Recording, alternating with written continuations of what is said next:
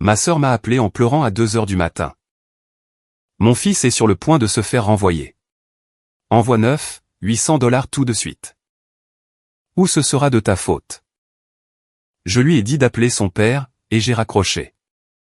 Avant le lever du soleil, mon téléphone s'est allumé, avec un numéro que je ne reconnaissais pas. Je m'appelle Marcus. J'ai 33 ans.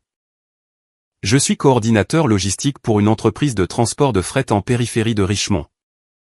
Ce qui signifie que je passe mes journées à m'assurer que les choses arrivent là où elles sont censées aller.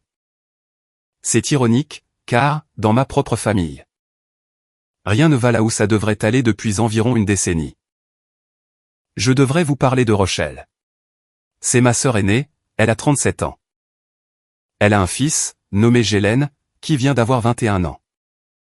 Elle travaille à temps partiel dans un cabinet dentaire, où elle s'occupe de la facturation. Ou plutôt, elle le faisait, ou elle le fait encore. Honnêtement, j'ai arrêté de suivre. Parce que son travail change à chaque fois que je lui pose la question. Et la réponse mène toujours à la raison pour laquelle elle a besoin d'argent. Voici un souvenir que vous devez garder en tête, avant que tout le reste n'ait du sens. Quand j'avais 9 ans et que Rochelle en avait 13, notre père est parti. Pas de façon dramatique, pas à la suite d'une dispute. Il a simplement arrêté de rentrer à la maison, et, avec le temps, la maison l'a accepté. De la même manière qu'une maison accepte une porte qui ne ferme plus correctement. On apprend juste à pousser plus fort. Je me souviens du premier samedi après que ce soit devenu définitif. Ce qui est un mot étrange pour quelque chose que personne n'a annoncé. Mais que tout le monde avait compris. J'étais assis sur le sol de la cuisine, en train de faire mes devoirs. Parce que la table était couverte des affaires de Rochelle. Et j'avais appris à ne pas déplacer ses affaires. Elle est entrée, m'a regardé sur le sol, n'a rien dit pendant 1 minute. Puis elle a préparé 2 sandwichs au beurre de cacahuète. A enlevé les croûtes du mien parce qu'elle savait que je n'aimais pas ça, l'a posé sur une assiette. Et l'a mis par terre, à côté de moi. Elle s'est assise en face de moi, et a mangé le sien sans assiette. Le tenant juste au-dessus du lino. Et nous sommes restés là, assis sur le sol de la cuisine. À manger des sandwichs au beurre de cacahuète en silence. Pendant que la maison s'installait autour de nous. C'était ça, sa vraie nature. C'est cette Rochelle que je continue de chercher. Dans la Rochelle qui m'appelle à 2 heures du matin pour me demander 800 $. Je ne l'ai pas trouvée depuis longtemps. Rochelle a eu Gélène quand elle avait 16 ans. Curtis en avait 17. Ils ont essayé pendant quelques années, et je leur accorde au moins ça, mais... Au moment où Gélène a eu 4 ans, Curtis n'était plus là. Ou du moins, c'est l'histoire que Rochelle racontait. Curtis était parti. Curtis s'en fichait. Curtis était mort pour elle. Elle l'a dit tellement de fois que c'est devenu comme un meuble dans la pièce. Quelque chose qu'on ne remarque plus, simplement parce que ça a toujours été là. J'avais 18 ans quand j'ai commencé à travailler à temps plein. Et c'est à peu près à ce moment-là que les appels téléphoniques ont commencé. Pas des appels à 2 heures du matin, des appels normaux. Rochelle avait besoin de couches. Rochelle avait besoin qu'on paie sa facture d'électricité. Rochelle avait besoin de 200 $ pour la garderie de Gélène, parce que le paiement était en retard.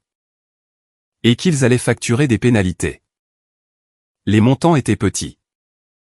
La fréquence était régulière, et je disais oui à chaque fois. Parce que je me souvenais du sandwich au beurre de cacahuète sur le sol de la cuisine. Et je pensais que j'aidais. Mon ami devin, que je connais depuis le lycée. Qui installe des systèmes de climatisation et donne son avis avec la même efficacité brutale. M'a dit un jour que j'avais les mêmes limites financières qu'une porte moustiquaire en plein ouragan. Il n'avait pas tort. Il a aussi mangé, une fois, un poulet rôti entier dans mon camion pendant une pause déjeuner. Sans m'en proposer un morceau. Donc, son jugement, bien qu'exact, s'applique de manière sélective. Les montants ont augmenté. Les appels sont devenus plus précis. Les raisons impliquaient toujours Gélène. Ce qui était la chose à laquelle on ne pouvait jamais dire non, parce que Gélène était un enfant. Que les enfants ne choisissent pas leur situation. Et que je continuais de me revoir sur ce sol de cuisine, avec mes devoirs et sans table. Laissez-moi vous donner des chiffres, parce que les chiffres comptent. Entre 2017 et 2024, j'ai donné de l'argent à Rochelle à 14 reprises, que je peux vérifier. 400$ pour les fournitures scolaires de Gélène en 2017. 1,2 cents pour la réparation d'une voiture en 2018. 800$ pour l'aider à payer le loyer en 2019. 3,2 cents pour la caution d'un appartement, qui, disait-elle, était pour elle et Gélène en 2020. 600$ pour le camp de basket de Gélène. 2,5 cents pour sa dévitalisation dentaire en 2021. 1,8 cents pour l'ordinateur portable de Gélène, parce qu'il en avait besoin pour l'école. 900$ pour sa facture de téléphone, qui s'était accumulée on ne sait comment. 4,5 cents pour ce qu'elle appelait des arriérés d'impôts. 2,2 cents pour l'assurance auto de Gélène. 1,5 cents qu'elle a emprunté pour une opportunité. Elle n'a jamais précisé l'opportunité, et je n'ai pas posé la question. Encore 2,000$ pour la compte des frais de scolarité de Gélène en 2023. Et diverses petites sommes, des billets de 50 et de 100, que j'ai arrêté de compter. Total en espèces, transféré de mon compte à Rochelle sur 7 ans, 43,6 cents. Je connais ce chiffre, parce que j'ai repris mes relevés bancaires après l'appel de Curtis. J'étais assis à ma table de cuisine à 6 heures du matin. Avec un café que j'avais préparé mais auquel je n'avais pas touché. Et j'ai fait défiler des années de virements, et chacun d'eux avait une date et un motif. Les motifs semblaient tous réels à l'époque, et maintenant. Ils sonnaient comme un scénario préétabli. C'était un scénario, littéralement. Mais je m'avance encore un peu trop. Laissez-moi revenir à 2 heures du matin. Le téléphone a sonné. Rochelle. J'étais au lit. La pièce était plongée dans le noir, à l'exception de l'écran du téléphone. Et des chiffres verts sur l'horloge du micro-ondes dans la cuisine, que je peux voir depuis mon lit. Mon appartement est petit, et la porte de la chambre ne ferme pas complètement. Ce qui est une métaphore en soi, mais je ne vais pas m'y attarder. J'ai répondu. Elle pleurait. Pas le genre de pleurs lents qui monte crescendo. Le genre qui est déjà à plein volume quand vous décrochez. Comme si les pleurs avaient commencé avant que le téléphone ne sonne. Et que la sonnerie n'était que les pleurs cherchant un public. Marcus, c'est Gélène. Il est sur le point de se faire renvoyer. J'ai besoin de 800$ ce soir. Tout de suite. Si je ne les ai pas d'ici demain matin. Ce sera de ta faute. Tu comprends? Ce sera de ta faute. Je me suis assis. Les draps sentaient la lessive, et le ventilateur cliquetait. De la façon dont il le fait quand il est réglé sur la puissance maximale. Ce cliquetis rythmé, que je trouve d'habitude apaisant, résonnait à cet instant comme une horloge. J'ai demandé, renvoyer de quoi? Elle a répondu, de son programme, c'est tout son avenir. Ils veulent le solde d'ici demain matin. Ou il est viré. J'ai tout essayé. Tu es le seul à pouvoir l'aider. J'ai dit, as-tu appelé Curtis? 3 secondes de silence. Puis, sa voix a changé, elle a arrêté de pleurer, et elle est devenue froide et plate. Comme un tiroir qui se ferme. Curtis n'est pas le père de Gélène. Si, il l'est, Rochelle. Il ne fait pas partie de ça. Ne le mêle pas à ça. Alors, je ne sais pas quoi te dire. C'est donc ça? Ton neveu est sur le point de tout perdre, et tu vas raccrocher? Appelle Curtis. Elle a commencé à hurler. J'ai éloigné le téléphone de mon oreille. Et je pouvais sentir le son vibrer jusque dans mon poignet. J'ai attendu. Quand elle a fait une pause pour respirer, j'ai dit, je raccroche maintenant. Et je l'ai fait. J'ai posé le téléphone face contre la table de nuit. J'ai regardé le plafond. Le ventilateur cliquetait. Je me suis rallongé. Je n'ai pas dormi. Je suis resté allongé là, avec mes chaussures encore enfilées au mauvais pied. Dans la chambre sombre, avec le téléphone face contre la table. Et le sentiment que quelque chose prenait fin. Même si je n'avais pas encore les mots pour l'exprimer. Moins de 40 minutes plus tard, le téléphone s'est remis à vibrer. Pas Rochelle. Ma mère, Lorraine. Ensuite, tante Pauline. Puis Rochelle, de nouveau. Puis 2 numéros que je ne connaissais pas. J'ai regardé l'écran s'allumer et s'éteindre, s'allumer et s'éteindre. Comme un petit battement de cœur mécanique sur la table de nuit. À 5 heures du matin, j'avais 23 appels en absence, et 4 messages vocaux. Je me suis assis sur le bord du lit, et je les ai écoutés. Message vocal numéro 1, Rochelle, en larmes. Je n'arrive pas à y croire. Mon propre frère. Ton propre neveu. S'il lui arrive quoi que ce soit. Je ne te le pardonnerai jamais, au grand jamais. Message vocal numéro 2, Lorraine, ma mère. Sa voix était tendue et prudente, comme elle le devient quand elle a choisi son camp. Mais qu'elle ne veut pas donner l'impression de l'avoir fait. Marcus, chéri, s'il te plaît. Rappelle ta sœur. Elle est dans tous ses états. Ce n'est pas le moment de faire une question de principe. Aide-la. C'est tout, je t'en prie. Message vocal numéro 3, tante Pauline. Et celui-ci, je m'en souviens mot pour mot, car c'est lui qui m'a poussé à mettre mes chaussures. C'est pour ça que personne ne t'appelle, Marcus. Tu as l'argent. Tu as toujours l'argent. Et tu préfères laisser un enfant souffrir plutôt que de te comporter en homme. Tu devrais avoir honte. Je me suis levé. Mes mains tremblaient. Pas de colère, mais sous l'effet de cette adrénaline particulière. Qui survient quand on vous dit que vous êtes le méchant? Dans une histoire écrite par quelqu'un d'autre. J'ai fait du café. Je suis resté debout dans la cuisine, tenant le mug sans le boire. En écoutant le réfrigérateur ronronner. Et j'ai attendu le 4e message vocal, car j'avais vu le numéro inconnu.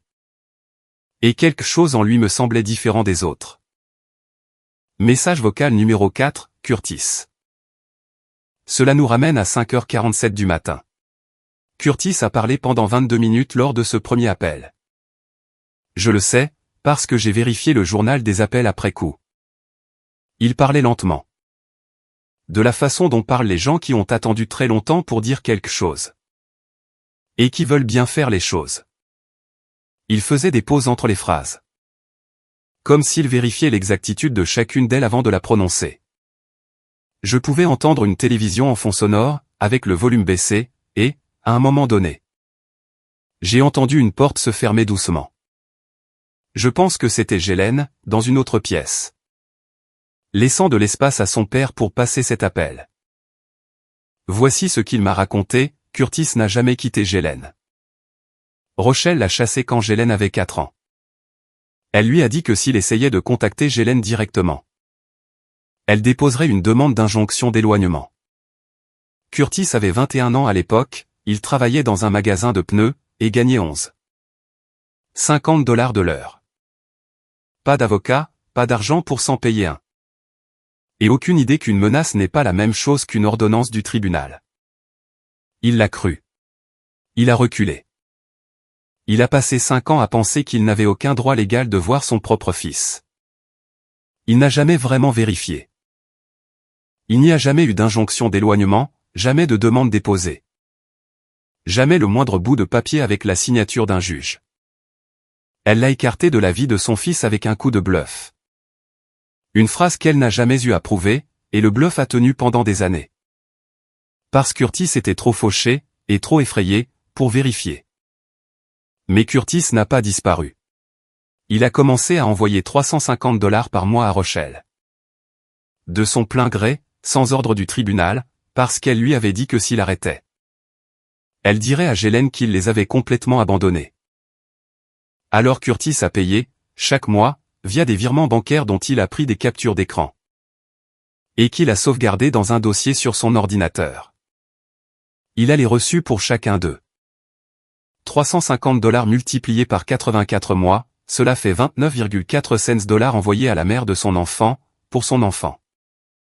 Gélène n'en a jamais vu un seul dollar, pas un seul. Curtis payait un loyer pour une relation qu'il n'avait pas le droit d'avoir. Et l'argent allait dans un système. qui utilisait le nom de son fils pour soutirer de l'argent à tout le monde. Et, il y a 3 ans, Curtis a essayé de me prévenir. Il m'a envoyé un message sur Facebook, expliquant que Rochelle interceptait l'argent et mentait sur les besoins de Ghislaine. Il a tout détaillé, les dates, les montants, les méthodes. Il a passé 1 heure à l'écrire. Il a dit qu'il avait réécrit le premier paragraphe 4 fois. Car il ne voulait pas paraître aigri. Il voulait être clair. Je ne l'ai jamais vu. C'est allé dans les invitations par message. Ce dossier grisé où Facebook met les messages de ceux qui ne sont pas vos amis. Ce dossier, qui existe spécifiquement pour que vous n'ayez jamais à lire quoi que ce soit de dérangeant. Je ne vérifie pas les invitations par message. Personne ne vérifie les invitations par message. Curtis a attendu une réponse pendant 2 semaines, puis 1 mois, puis il a cessé d'attendre. Il a supposé que je m'en fichais. Moi, je supposais qu'il était absent. 2 hommes, qui se sont trompés l'un sur l'autre pendant 3 ans. Simplement parce qu'aucun des deux n'a cliqué sur un dossier. Et que l'un d'eux n'avait pas les moyens de payer les $200 de l'heure qu'il aurait fallu pour qu'un avocat clique à sa place. J'étais assis à la table de ma cuisine en train d'assimiler tout ça, et le café était froid. Je n'avais pas pris une seule gorgée, et le soleil se levait, dessinant des bandes de lumière à travers les stores sur le sol. J'ai repensé à Rochelle, préparant des sandwichs au beurre de cacahuètes sur le sol d'une cuisine il y a 24 ans. Et j'ai pensé à la même femme, gérant un tableur sur sa propre famille. Ces 2 personnes ne rentraient pas dans le même corps, mais elles y cohabitaient quand même. Parce qu'il y avait un tableur.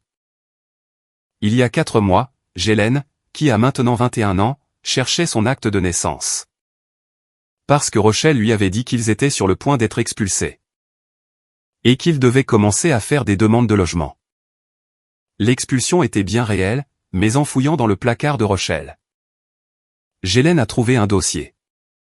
À l'intérieur de ce dossier se trouvait un tableur, imprimé, mis à jour à la main, avec des corrections au stylo dans les marges.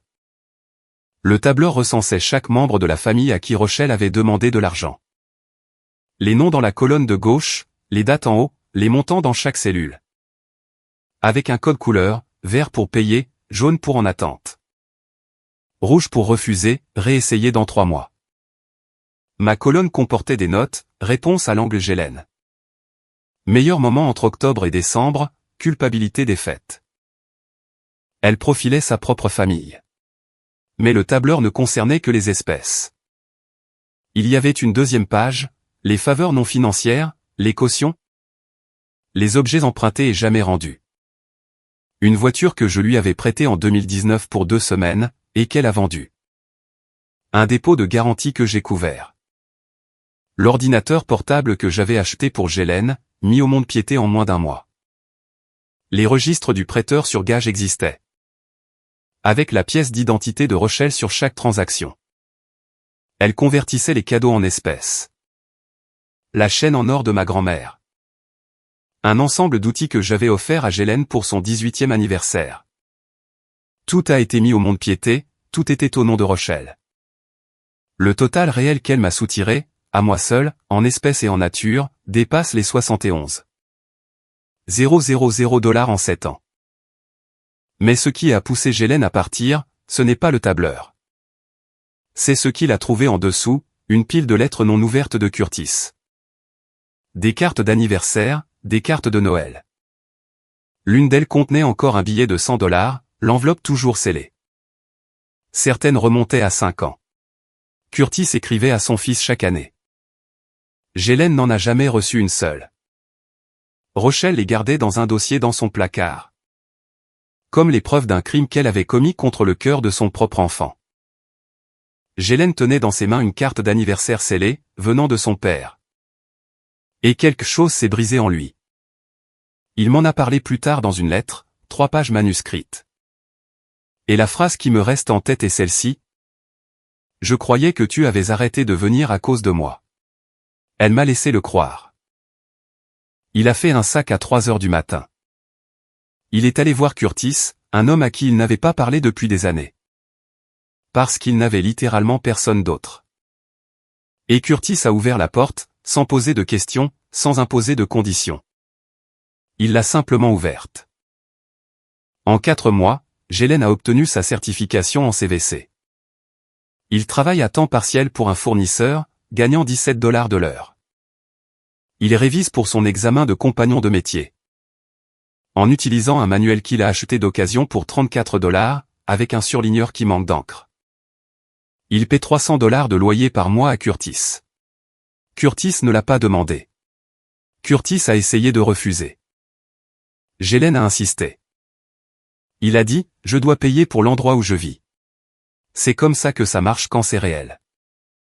Il parlait de bien plus que d'un simple loyer.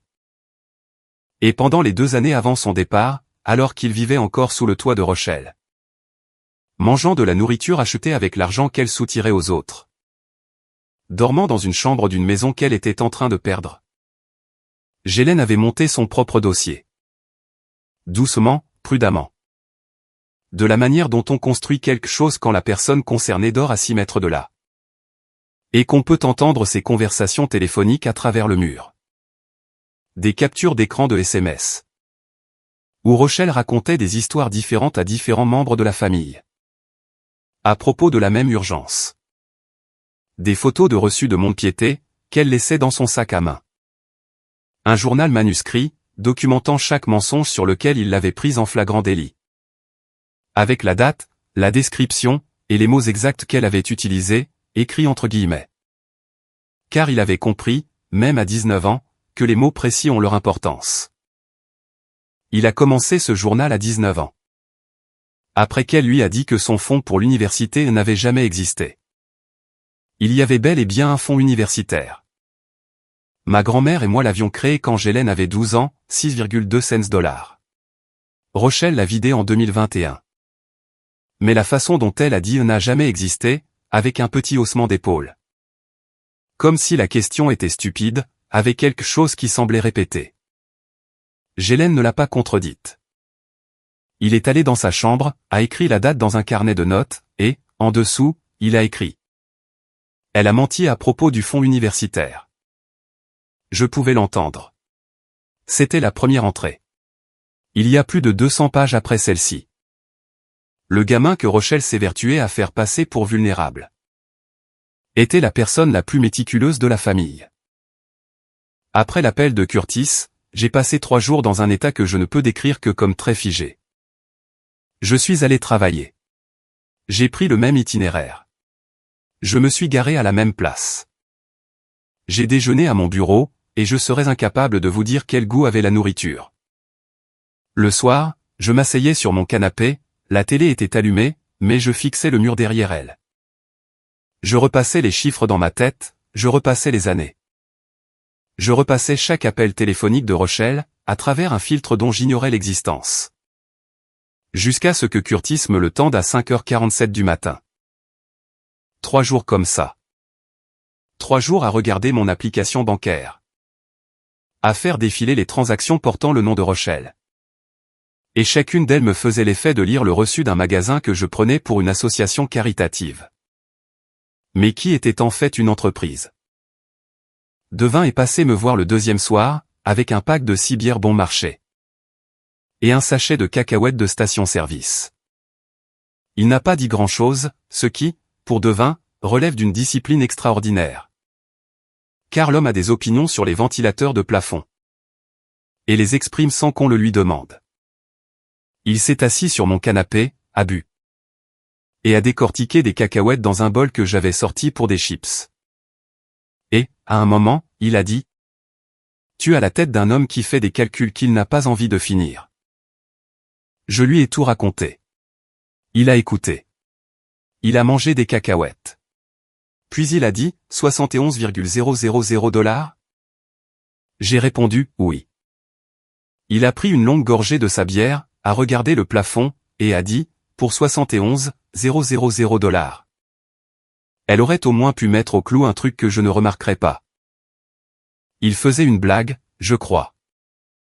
Avec Devin, on ne peut pas toujours savoir.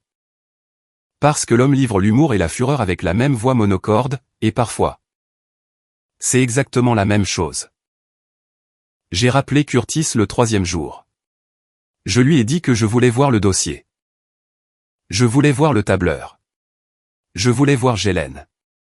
Une part de moi avait peur de voir Ghislaine. Une part de moi avait peur qu'il me regarde de la façon dont on regarde quelqu'un qui aurait dû savoir. Et qui n'a rien vu. Et une petite part de moi, la part dont on ne parle pas, avait peur que voir Ghislaine signifie accepter. Que j'avais passé 7 ans à financer la cage dans laquelle il a grandi. Nous nous sommes retrouvés dans un dîner près de la route 1, avec ses banquettes en vinyle. Et son café servi dans ses lourds mugs en céramique. Avec cette tache brune circulaire qui ne part jamais. Le genre d'endroit où la serveuse appelle tout le monde trésor. Et remplit votre tasse sans demander. Ghislaine était plus grand que dans mes souvenirs, et plus mince. Et il avait une poignée de main qui était un peu trop ferme. Pourtant, il portait un polo de travail de son entreprise de fourniture. Avec un badge où il était écrit « G », et ses mains avaient cette rugosité sèche. Qui vient du fait de manipuler des raccords en cuivre toute la journée. Curtis était assis à côté de lui. Calme, présent, solide sur la banquette. Le genre de présence qui ne prend tout son sens, que lorsqu'on connaît la durée de l'absence. Ghislaine m'a montré le journal. Je ne l'ai pas lu sur place. Il m'en a donné une copie, plus de 200 pages photocopiées dans un FedEx. Je l'ai lu chez moi, dans mon camion, garé dans l'allée. Parce que j'avais commencé à lire dans le camion et je n'arrivais plus à m'arrêter. Quand j'ai relevé la tête, le soleil était derrière les arbres. Ça faisait 40 minutes que j'étais assis là, le moteur était resté éteint tout du long. La cabine était glaciale, mes mains étaient raides sur les pages. Et je n'avais pas esquissé le moindre geste pour prendre la clé de contact. J'ai envoyé le tableur à chaque personne nommée dessus. Pas de lettre d'accompagnement, pas d'explication, juste le document. 14 enveloppes, parties le même mardi. Je me tenais au guichet de la poste. Et la femme derrière la vitre m'a demandé si j'avais besoin d'un suivi pour l'une d'elles. Et j'ai dit non. Il y a certains courriers que vous n'avez pas besoin de suivre. Vous avez juste besoin de les envoyer. Mon téléphone a sonné 11 fois ce jour-là. Chaque appel provenait d'un membre de la famille différent, en train de digérer sa propre colonne. Certains étaient silencieux, d'autres étaient en colère. Mon cousin Terence, qui figure sur le tableur pour 400$ étalé sur 3 urgences, a appelé et n'a dit qu'un mot, waouh. Puis il a raccroché. Ça a été la totalité de l'appel. Rochelle a découvert que Ghislaine vivait avec Curtis lorsqu'elle a conduit jusqu'à son campus. Et que le conseiller d'éducation lui a dit qu'il avait déménagé depuis des mois. Elle m'a appelé, sans pleurer cette fois. Elle hurlait, le genre de hurlement qui ne laisse aucun espace entre les mots. Tu as monté mon fils contre moi, toi et Curtis. Vous l'avez empoisonné. J'ai attendu qu'elle respire. Puis j'ai dit, il est parti de lui-même. Il a trouvé le dossier. Le mot au dossier l'a stoppé net. 3 secondes de vide à l'antenne. Le silence total. Pas le silence de quelqu'un qui réfléchit, le silence de quelqu'un qui s'est fait attraper. Elle savait exactement de quel dossier je parlais. Elle savait exactement ce qu'il y avait à l'intérieur. Et pendant ces 3 secondes, elle a calculé que je savais aussi. Puis elle a raccroché. Elle a redoublé d'efforts. Dans les 48 heures, elle m'a qualifié d'égoïste. Auprès de chaque membre de la famille prêt à l'écouter. Elle a traité Curtis de bon à rien, qu'il avait le cerveau de Ghislaine. Elle a dit à Ghislaine qu'il reviendrait en rampant, quand Curtis en aurait marre de jouer au papa. Elle a lancé un message de groupe à la famille élargie, me traitant de manipulateur. Qui montait Ghislaine contre sa propre mère pour attirer l'attention. Chaque message a été capturé en écran par quelqu'un, et m'a été transféré. Elle montait un dossier contre elle-même à chaque message qu'elle envoyait. Mais elle ne pouvait pas s'arrêter.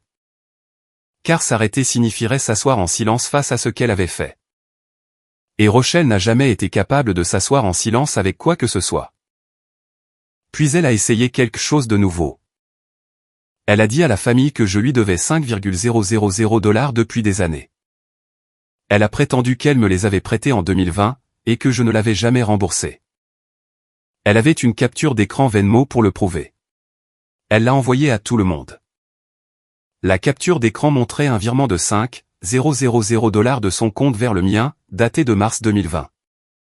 Avec une note qui disait « Prêt pour Marcus. Il remboursera ». J'ai sorti mes vrais relevés bancaires. Chaque relevé de 2020, chaque transaction. Un tel virement n'a jamais existé. Ni depuis Venmo, ni depuis aucune autre source. Les 5,000 $ n'ont jamais existé. Devin, à qui j'avais montré la capture d'écran, l'a regardé pendant environ 30 secondes, et a dit « La police d'écriture de la date est fausse. Elle a utilisé du Calibri. Venmo utilise de l'Helvetica. Personne n'utilise du Calibri pour faire de la fraude. Et un peu d'amour-propre. » Je ne crois pas qu'il plaisantait.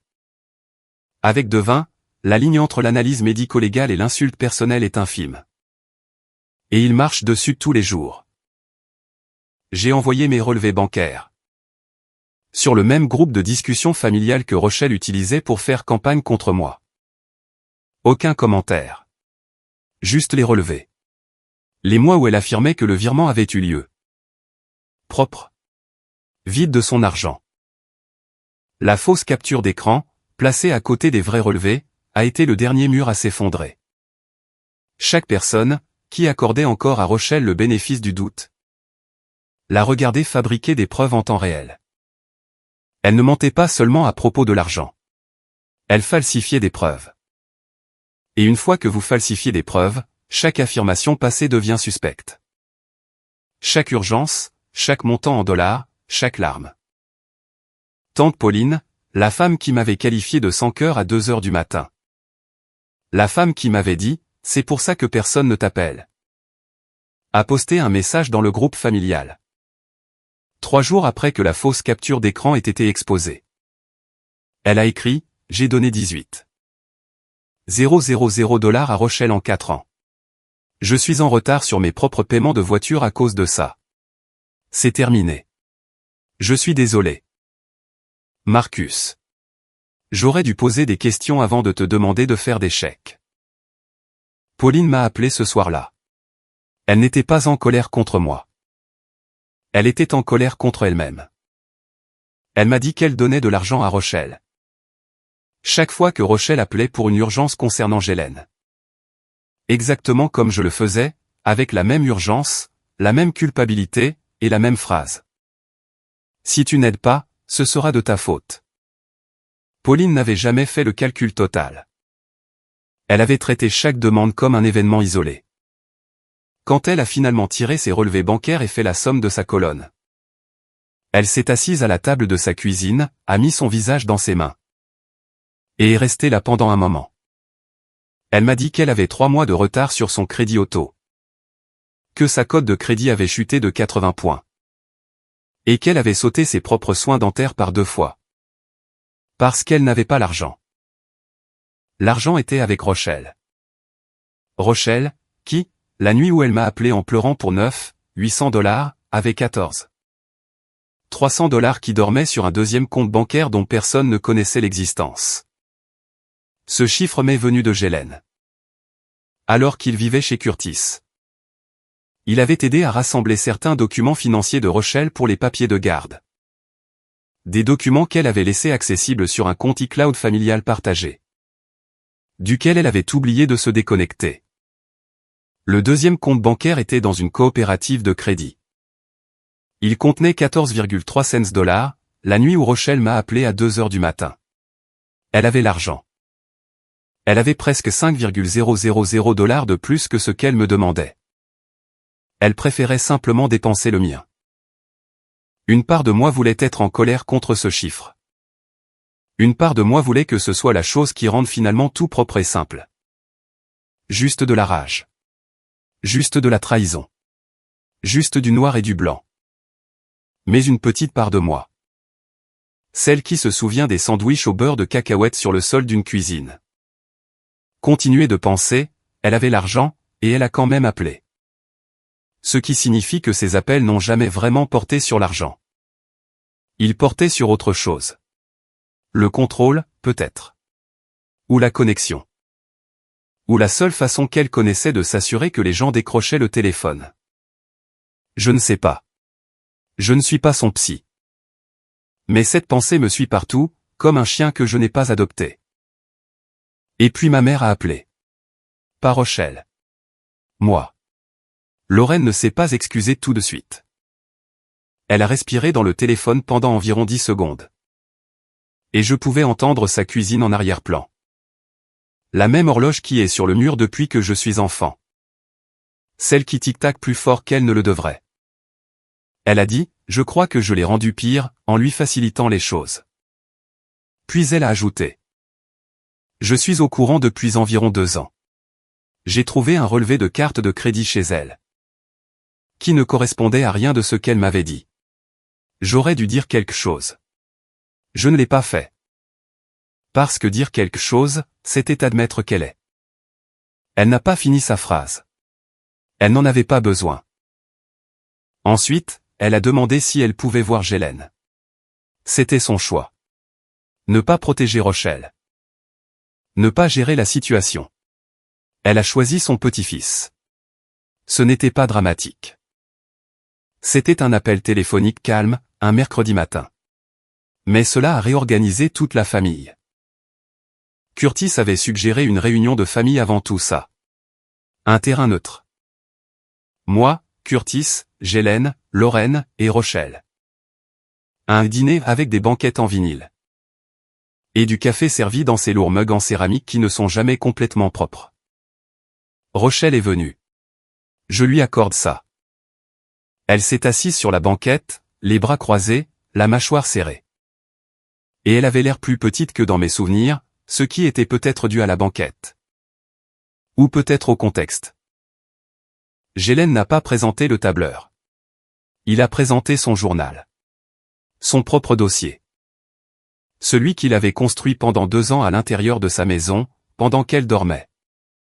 Il a ouvert son carnet de notes, et a lu des entrées à voix haute. Des dates et des citations. Des choses que Rochelle avait dites, en privé, à propos de chaque personne à cette table. Pensant qu'il ne les répéterait jamais. Ce qu'elle disait sur la cuisine de Lorraine, pour attirer la compassion. Ce qu'elle disait sur le fait que Curtis était un bon à rien. Pour empêcher Gélène de poser des questions. Ce qu'elle disait de moi. Ton oncle pense qu'il est meilleur que nous parce qu'il a un compte épargne. Il n'est pas meilleur. Il a juste peur de dépenser. La voix de Gélène ne tremblait pas. Ses mains, si. Il tenait le carnet à 2 mains, ses jointures étaient blanches, et il lisait d'une voix régulière. Comme un élève qui fait un exposé sur quelque chose arrivé à quelqu'un d'autre. Sauf que c'était arrivé à lui, et tout le monde dans la pièce le savait. Rochelle a écouté pendant environ 4 minutes. Puis elle s'est levée et a dit, c'est ridicule. Vous vous liguez tous contre moi. Elle a regardé Gélène. Quand Curtis en aura marre de toi, ne rentre pas à la maison. Gélène a fermé le carnet. Il a dit, je suis déjà à la maison. Rochelle est partie. La clochette de la porte du dîner a sonné une fois. Lorraine pleurait silencieusement dans une serviette. Curtis fixait la table.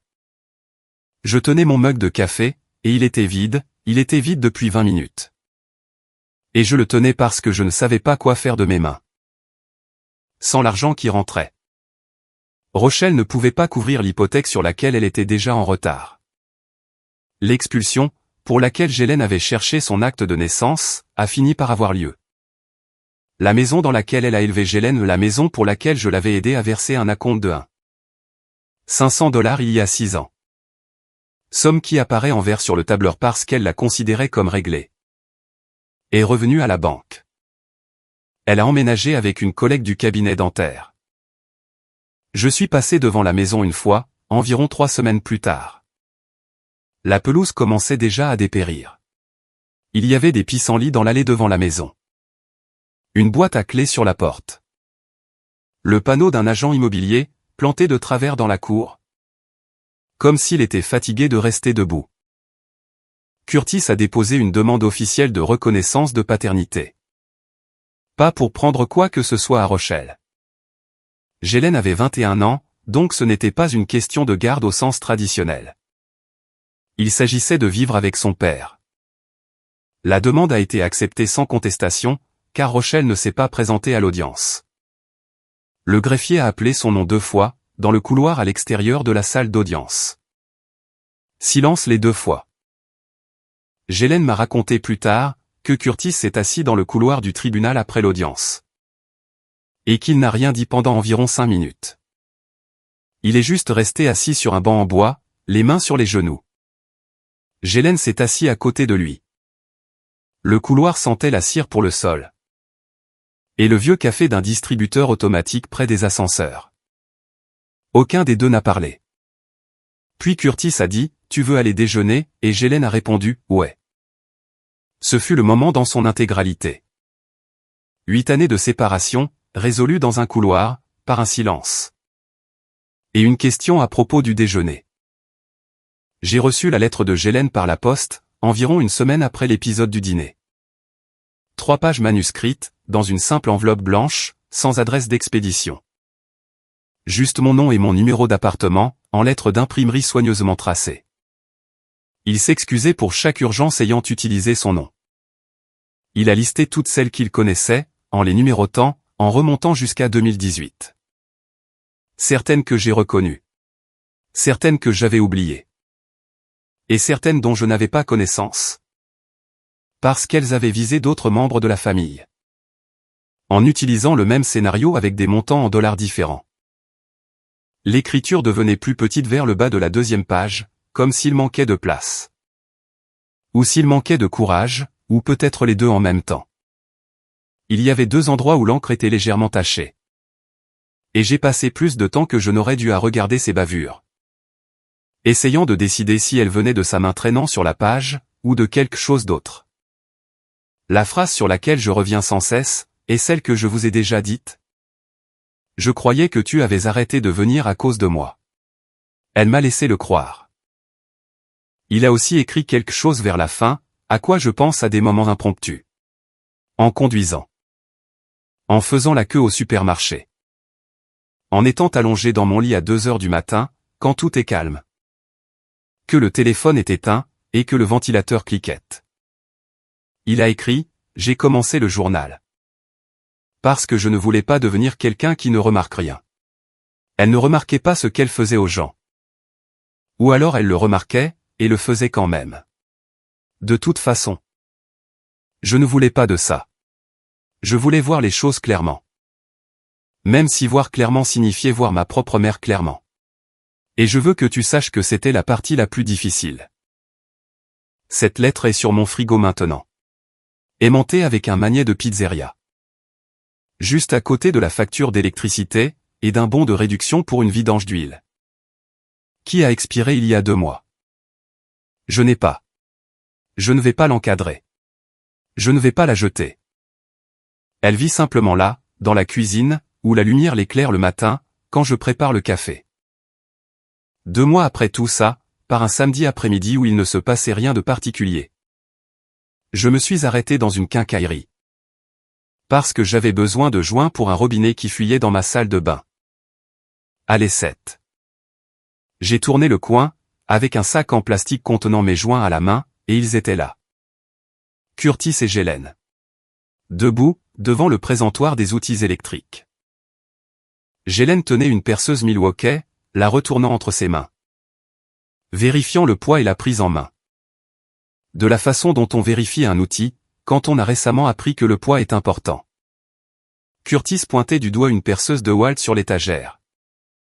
Et disait quelque chose à propos du couple de serrage. Que je n'arrivais pas très bien à entendre à 6 mètres de distance. Ghislaine a secoué la tête. Curtis a de nouveau pointé du doigt, avec plus d'insistance. Ghislaine lui a répondu quelque chose, et Curtis a levé les mains. Dans ce geste universel qui veut dire, très bien, c'est ton argent, c'est ton choix. Ils ne m'ont pas vu. Je suis resté au bout de l'allée, tenant mon sac de joints. Et regardant un père et un fils se disputer sur des marques de perceuse. Le genre de dispute qui n'a aucune importance. Le genre de dispute qui signifie que tout va bien. Qui signifie que les personnes qui l'ont, passent suffisamment de temps ordinaire ensemble.